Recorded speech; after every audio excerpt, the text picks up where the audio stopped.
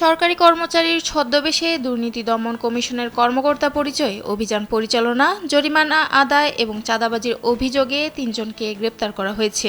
সোমবার বিকেলে সেগুনবাগিচা দুদক কার্যালয় থেকেই তাদের আটকের পর গ্রেপ্তার দেখানো হয়। এ তথ্য নিশ্চিত করেছেন দুদক মহাপরিচালক আক্তার হোসেন। গ্রেপ্তার আসামিরা হলেন কথিত দুর্নীতি নিবারণ সহায়ক সংস্থার নির্বাহী পরিচালক মোহাম্মদ রফিকুল ইসলাম সম্রাট, সংস্থার পরিচালক মোহাম্মদ রায়হান ওরফে সৈয়দ রায়হান, নেত্রকোনার সাইফুল ইসলাম। মামলার অন্য অভিযুক্তরা হলেন পটুয়াখালীর সোলাইমান মুফতি, সিয়াম মাহমুদ মোবারক, হবিগঞ্জের রনি আহমেদ পায়েল। এছাড়া অজ্ঞাত পরিচয়ে আরও ৮ জনকে আসামি করা হয়েছে। এবার ব্যাংকও আপনার হাতের মুঠোয়।